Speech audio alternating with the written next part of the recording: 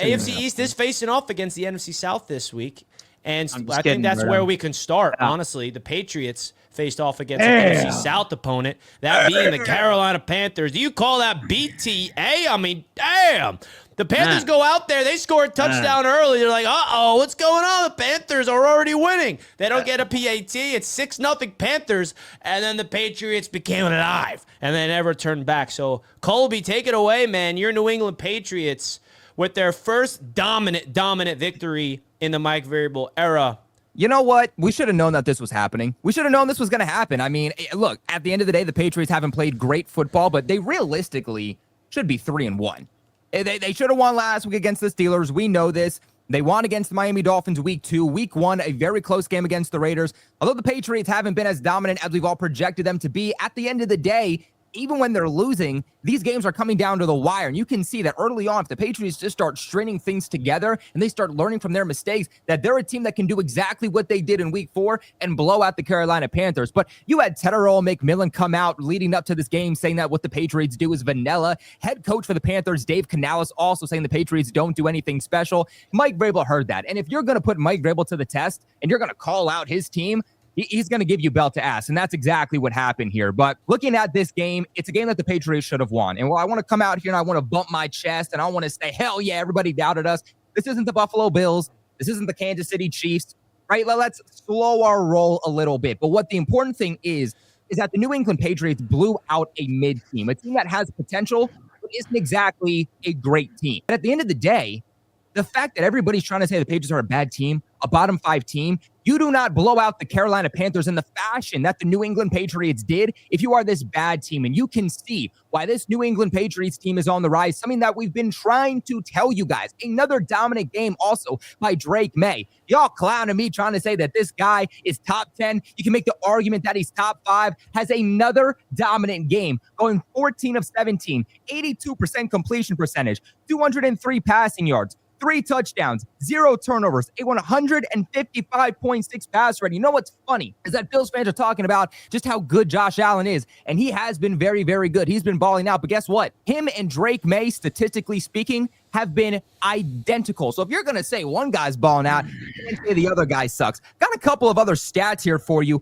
about Drake May. After this game, Drake May has had a 75% completion percentage or better and thrown for 2+ passing touchdowns in each of the last 3 games. Only Tom Brady has had a longer such streak within a single season in NFL history. On top of that, Drake May has now joined Lamar Jackson and Josh Allen as the only players in NFL history to record a 135 passer rating, 1 rushing touchdown, and 1 passing touchdown in multiple games in a season. And by the way, this is a brand new system the New England Patriots are getting started in. Big shout out to Marcus Jones, who should have had 2 punt return touchdowns, was averaging over 50 yards per punt return. He absolutely changed the momentum in this game, allowed the Patriots to set themselves up perfectly. And you know what, guys? I guarantee you that if I told you that every single Patriots starter, including Drake May, was going to be sat with just under 11 minutes left in the 4th quarter, you would have told me I was crazy. But guess what? That's exactly what happened. Gonzo came back in this game, was certainly still limited, trying to come back from not playing football over the last 2 months, but he holds Tagovailoa McMillan to 2 catches on 3 targets for like 30 yards, so he's still looking dominant. New England is on the uprise. That's all I got to say. Stephon Diggs over 100 yards in this game too. Damn. Listen, big statement from the New England Patriots taking care of the Carolina Panthers. And what's crazy to me is that this team really was winning the field position battle all game. Like, you look at some of the numbers and, like, especially the rushing statistics don't blow you away, right? Like, have Stevenson, 9 carries for 38, 7 for Travion Henderson. The real story here was Stephon Diggs, Hunter Henry, and Austin Hooper. Not particularly for all 3 of their collective contributions as far as receptions and or total receiving yards, but more so with their average reception, their average depth of target. You had Diggs at 16.8, Hunter Henry at 19.5, and Austin Hooper at 24, really stretching the field. Great throws from Drake May all across the board. This is how you win football games. Now, yes, I will say that Carolina certainly has some weaknesses, or at least demonstrated weaknesses at home, but that's what a good team is supposed to do. You're supposed to be able to take advantage of those weaknesses. It was beautifully executed. And this Patriots team, I'm proud of them. Listen, you guys have known me for a long time, allied to the New England Patriots, all right? I think Colby can attest to that. For the most part, 90% of the time, man, I'm an ally of the Pats. I have been for a minute. I think that it's fair. I tell you how it is. I was wrong about the Panthers. I will never be, shafted by the Carolina Panthers ever again. Bryce Young and the Booty Cheeks organization they have over there in Charlotte. They beat you guys. But I do think a lot of it has to do really with that energy that Vrabel brings. I can tell you what, there's probably a lot of Titans fans out there, and hell, I mean, maybe even the owners over in Nashville that are kind of dreading the fact that they let that man walk. You can definitely tell that this is a much different team from the Gerard Mayo days. Great win from the New England Patriots. Richie, thoughts? Yeah, this was a very big win. Any blowout in this league is impressive no matter who you do it against. This is the NFL. And the crazy thing about this game is the Panthers are coming off blowing out a division opponent who just bounced back in the Falcons. So that's why I picked the Panthers, just because if the Panthers did not beat the Falcons a week prior, I easily would have picked the Pats in this game. But I definitely was fooled by Carolina a little bit. And yeah, this was an impressive win. The Panthers went out there, they scored first, and then the Patriots just gets that punt return, and then all of a sudden that momentum just shifts to New England's way, and they just take it and roll with it. They're winning on all three phases of the ball. It's a team effort. So definitely an impressive win from Mike Vrabel. Drake May is making plays. He's playing smart football. He's not making, borderline big mistakes like he did the week prior. He's showing signs of progression, and this is what you're supposed to do. Now, all of a sudden, you look at the standings, the AFC is wide open. Patriots are 2-2, and I think that what's really going to get my respect to the New England Patriots is how they look this week against Buffalo. If they beat Buffalo, which is obviously a possibility, that's when we can really take the Patriots seriously. But this was definitely an impressive win for New England, and they're showing signs of Mike Vrabel being that culture changer, laying the foundation. Because, accidents like this happen. Like, blowouts are not accident. That's just good coaching and execution, the entire team coming to fruition. So now it's just a matter of how they can stretch that and bring it into a big-time division matchup on Sunday Night Football this week. So, yeah, that's my thoughts of that game. And perfect timing. And one more thing, too, while we get TD in the mix, is that I do want to remind people, too, is that technically this game was 42-6, if we're realistically talking about it, because the Panthers, with Andy Dalton at quarterback against the Patriots backup defense, last minute went down the field. Craig Woodson, the rookie, slips, and they get an easy just walk-in touchdown, which is why it's 13. Outside of that opening drive touchdown by Bryce Young, they limited them to 0 points. Kobe, poke your chest out, man. Poke your chest out. I told y'all the Patriots might be the real deal. And let me say this, man. A good win, Kobe. That was very impressive. 42-13. Drake made you called three it. touchdowns. You called it. I've been telling them. And you know what, Kobe? Let me say this too. I have the full faith in y'all next week, but we'll get there on Wednesday night. We'll talk about that Wednesday night. I'm telling you, Kobe. Hey, Colby. The Patriots might be the best team in the division. All right, hey, Colby, he guaranteed that you guys are going to win, by the way. And when you see the Buffalo Bills, because a lot of you guys are like, oh, my God, the Saints, when are you going to realize that this was that team's Super Bowl, folks? They ran the Philly special. The Philly special on Sunday. And almost got beat by it. Almost lost the game. If I'm the Saints and I got the door blown off of me by the Carolina Panthers, the Seahawks the week before, if you don't think that Kellen Moore, yes, I understand he's wanting to go into the draft class and get that first overall pick next year, but there was no way that that team was not going to go back into prepping for the Buffalo Bills game saying, hey, how about we put a little bit more out on the field? We have to at least make this competitive or things are going to be bad. This was a very inspired game by the New Orleans Saints. I give them all the credit in the world, right? They took advantage of some of the players we had on out. But at the end of the day, look, y'all can sit here and tell me all this, right? Like TD was out there celebrating a pretty loss on week 3. I would much rather celebrate an ugly win. And an ugly win in the Buffalo Bills side of things is still putting up 31 points, still holding a team to below 20. I'll take that any day of the week. The Kansas City Chiefs made an identity of that last year. Every single win they had last year was ugly. Where's the credit for the Buffalo Bills when they do it? How I look at this overall matchup, I had to really buy into the fact that Buffalo is really married to their scripts. I genuinely believe that at any given Sunday, I think this team goes out with the want to win the game and only win the game. I don't think that Joe Brady, I don't think that Bobby Babbitt or Sean McDermott go out there saying, all right, like we're going to open up the entire playbook and we're going to put belt to ass on this bottom feeding team and win 70-3. Would we like to be dominant across all facets of the game? Absolutely. But looking at the New Orleans Saints, I saw a team that lost to the Seattle Seahawks, completely blown out, completely limited offensively. And I saw a team that was really dipping into their playbook, doing whatever they can to at least make Kellen Moore look a bit better. And you could see it, right? From the variety of play calls that they had, the damn Phillies special. Like, that's a play that you typically, utilize when you're in the postseason, when you actually think that you have a shot at winning that said game. And they came to play, right? Had Kendre Miller out there looking like an absolute dog. I can't wait for Ed Oliver. Same thing with Matt Milano to be back. I cannot wait for Spencer Brown to be back, who is outside at our right tackle. Certainly some things I would like this team to fix up defensively. But at the end of the day, and something my co-host on the Bills Roundtable said, like, we're missing 33% of our key contributors on the defensive side of the football right now. Do we have a tackling issue? 110% that we do. But that's what you get when you end up building a roster with smaller/athletic guys. It is a trade-off. You are going to struggle consistently tackling when you end up drafting and signing players that are known for being able to take the football away. You're more finesse players. And that's what Buffalo does. We have not lost a turnover battle in, I believe, 24 games now, an NFL record. This team knows how to hand the ball off and give it back to Josh Allen when you need it. I need to give a giant shout out to James Cook. I mean, dude, you know what? I made the mistake of suggesting that Ray Davis could easily fill in his role and be equally as effective. I'm not so sure that that's correct anymore. His vision is absolutely elite. He's going 100 after 100 after 100-yard performances.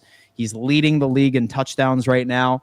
We have the best run-blocking offensive line in the NFL, led, of course, by a new tight end addition at Jackson Hawes, who has been looking great. The everybody eats type mentality is still working.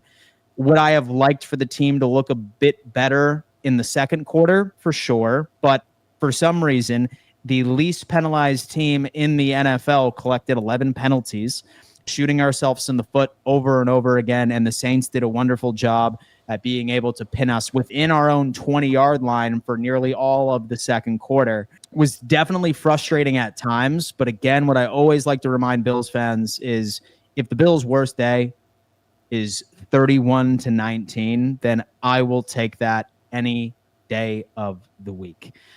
Buffalo Bills are 4-0. Still some things that I would like to clean up here. But again, something remains to be true.